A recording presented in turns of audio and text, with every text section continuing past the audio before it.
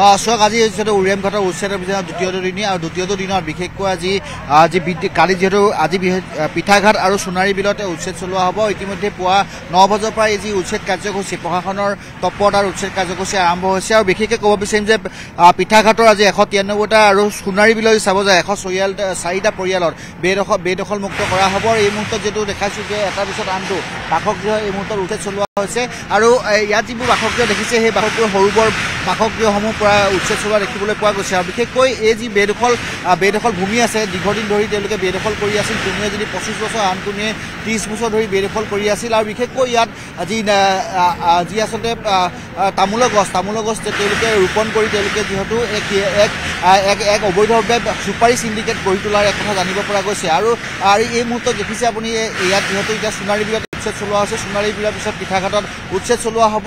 আৰু এই উচ্ছেদ কাৰ্যসূচী বিশেষকৈ প্ৰশাসন আৰক্ষী প্ৰশাসনৰ লোকসকলে ইয়াত উপস্থিত হোৱা দেখিবলৈ পোৱা গৈছে।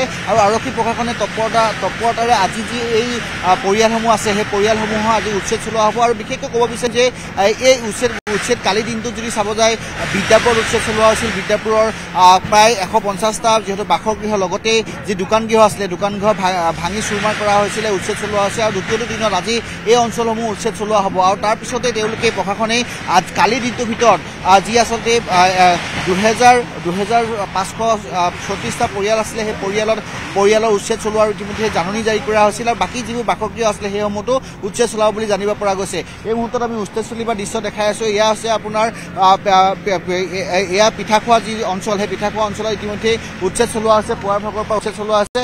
আমাৰ স্থানীয় সাংবাদিকো আছে লগতে আমাৰ নুমলীগড় সাংবাদিকো আছে। তেখেতৰ পৰা জানিব বিচাৰিম পুৱাৰ ভাগৰ পৰা উচ্ছেদ চলোৱা হৈছে। বিশেষকৈ আজি দুটাকৈ অঞ্চলত উচ্ছেদ চলোৱা হ'ব।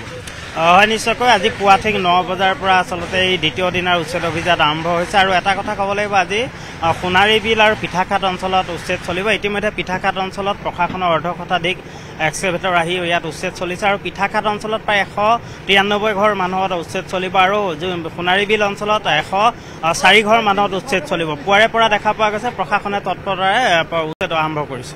ধন্যবাদ জ্ঞাপন কৰিছোঁ। এয়া দেখাইছোঁ আমি পিঠাখোৱা অঞ্চলৰ ইয়াৰ পৰিৱেশ। আৰু বিশেষকৈ ক'ব বিচাৰিম যে তেওঁলোকৰ লক্ষ্য বান্ধি লৈছে যে কালি দিনটোৰ ভিতৰত উচ্ছেদ কাৰ্য সম্পূৰ্ণ কৰাৰ। আৰু যিহেতু এই কালি যিটো আচলতে উচ্চ ন্যায়ালয়ৰ নিৰ্দেশনা আছিলে সেই নিৰ্দেশনা অনুসৰি উৰিয়ামঘাটৰ 75টা পৰিয়ালৰ 7 তাৰিখলৈকে সময়সীমা নিৰ্ধাৰণ কৰি দিছে। তেওঁলোকৰ সময়সীমা বৃদ্ধি কৰি দিছে। কিন্তু তাৰ পৰিলক্ষিত যিবোৰ আন বাসগৃহ আছে সেই বাসগৃহসমূহত বিশেষকৈ এই কালি দিনটোৰ ভিতৰত উচ্ছেদ সম্পন্ন কৰাৰ যিহেতু লক্ষ্য চৰকাৰে বান্ধি লৈছে। আৰু সেই অনুসৰি উচ্ছেদ চলোৱা হৈছে। বিশেষকৈ এই যিটো আচলতে উৰিয়ামঘাট অঞ্চল অসম নাগালেণ্ড সীমান্ত উৰিয়ামঘাট অঞ্চলত দীৰ্ঘদিন ধৰি বেদখল কৰি আছিল বেদখলকাৰীয়ে। আৰু বেদখল কৰাৰ ফলত তেওঁলোকে আচলতে বিভিন্ন ধৰণৰ অনৈতিক কাৰ্য সম্পন্ন কৰাৰ অভিযোগ উত্থাপন হৈছিল। শুকুৰবাৰ দিনটোত মুখ্যমন্ত্ৰী ডক্টৰ হিমন্ত বিশ্ব শৰ্মা ইয়াত অহাৰ পিছতেই তৎপৰতাৰে তেওঁলোকে 2টা বা 3টা দিনৰ ভিতৰত উচ্ছেদ কাৰ্য আৰম্ভ কৰিছিলে। সেই অনুসৰি আজি উচ্ছেদ কাৰ্য দ্বিতীয়টো দিন। আৰু দ্বিতীয়টো দিনা এই মুহূৰ্তলৈ দেখিবলৈ পোৱা গৈছে যে প্ৰায় 10টাৰো অধিক বাসগৃহ ইতিমধ্যে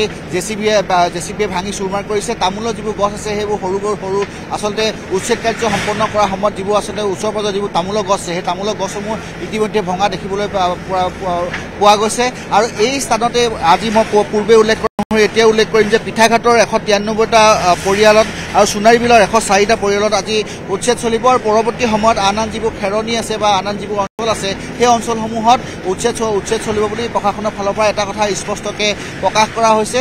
আৰু আজি দেখিছে এই মুহূৰ্তত আমাৰ মোৰ সতীৰ্থ অঞ্জনে আছে ইয়াত যিবোৰ বাসগৃহ আছিলে সেই বাসগৃহসমূহ প্ৰকাণ্ড এটাৰ পিছত আনটো বাসগৃহ সেই বাসগৃহসমূহ তেওঁলোকে দীৰ্ঘদিন ধৰি বেদখল কৰি আছিলে। আৰু ৰেংমা বনাঞ্চলৰ বিশেষকৈ এই যিটো অঞ্চল উৰিয়ামঘাটৰ ৰেংমা বনাঞ্চলৰ বেদখল মুক্ত কৰাৰ চৰকাৰৰ লক্ষ্য হাতত লৈছে। আৰু সেই অনুসৰি এই যিহেতু উচ্ছেদ কাৰ্য কালিৰ পৰা অৰ্থাৎ মঙলবাৰ দিনটোৰ পৰা চলা দেখিবলৈ পোৱা গৈছে। আৰু আজি তেওঁলোকে যিমান পাৰে আচলতে কালি দিনটো যদি চাব যায় 12 বজালৈকে উচ্ছেদ কাৰ্য পুৱা দুপৰীয়া 12 বজালৈকে পুৱাৰ ভাগৰ পৰা দুপৰীয়া 12 বজালৈকে উচ্ছেদ কাৰ্য সম্পন্ন কৰিছিল। কিন্তু আজি তেওঁলোকে লক্ষ্য লৈছে যে আজি যিমান পাৰে অৰ্থাৎ বিয়লি ভাগলৈকে এই যি উচ্ছেদ কাৰ্য এই উচ্ছেদ কাৰ্য সম্পন্ন কৰা। যদি এই দুটা অঞ্চলৰ উপৰিও আন যদি অঞ্চলত উচ্ছেদ কাৰ্য কৰিব লাগে তেন্তে আজিৰ দিনটোতে সেই উচ্ছেদ কাৰ্য এই দুটা অঞ্চল শেষ হোৱাৰ পিছত আন অঞ্চলত উচ্ছেদ কাৰ্য সম্পন্ন কৰিব।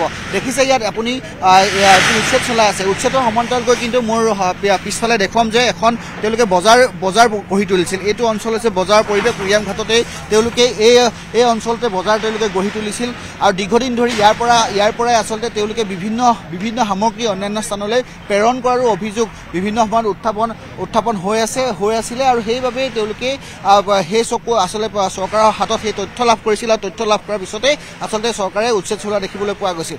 ইয়াত দেখিছে আপুনি প্ৰত্যেকখন যদি গাঁও যেতিয়ালৈ আপুনি পৰিদৰ্শন কৰে তেতিয়া দেখিব যে প্ৰত্যেকখন গাঁৱতে কিন্তু এনেধৰণৰ একোখনকৈ বজাৰ তেওঁলোকে গঢ়ি তুলিছিল। কালি যিহেতু বিদ্যাপুৰত যি সময়ত উচ্ছেদ চলাইছিল সেই বিদ্যাপুৰৰ উচ্ছেদ চলোৱা সময়তো এনেকুৱা ধৰণৰ বজাৰ গৃহ দেখিবলৈ পোৱা গৈছিল। ঠিক একেদৰেই আজি পিঠাঘাট আৰু সোণাৰীবিলত যি উচ্ছেদ চলাইছে সেই পিঠাঘাট বা সোণাৰীবিলতো এনেধৰণৰ বজাৰ কাৰ্য একোখনকৈ বজাৰ গঢ়ি তুলিছিল যি বজাৰত সকলো ধৰণৰ সামগ্ৰী লাভ কৰা দেখিবলৈ পোৱা গৈছিলে। আৰু এই যি তামোলৰ খেতি মোৰ পিছফালে দেখিছে তামোলৰ খেতি তেওঁলোকে কৰিছিল আৰু তামোলৰ খেতিৰ জৰিয়তে তেওঁলোকে একোটাকৈ উদ্যোগ স্থাপন কৰিছিল। ইয়াতে যিটো তামোলৰ খেতি কৰে সেই তামোলৰ খেতিৰ লগত বাৰ্মিজ চুপাৰী মিক্স কৰি সেই বাৰ্মিজ চুপাৰী অসমৰ বিভিন্ন প্ৰান্তলৈ প্ৰেৰণ কৰাৰ অভিযোগো উত্থাপন হৈছিল আৰু ড্ৰাগছ সৰবৰাহ এটা অভিযোগ উত্থাপন হৈছিল। আৰু তাৰপিছতে তেওঁলোকে চৰকাৰৰ এই অভিযোগ লাভ কৰাৰ পিছতে চৰকাৰৰ ফালৰ পৰা উচ্ছেদ চলোৱা এটা কথা কোৱা হৈছিল। আৰু মুখ্যমন্ত্ৰী ডক্টৰ হিমন্ত বিশ্ব শৰ্মাই চাব যায় 15টা দিন ঘোষণা কৰা 15টা দিনৰ ভিতৰত এই উচ্ছেদ কাৰ্য সম্পন্ন কৰিছে।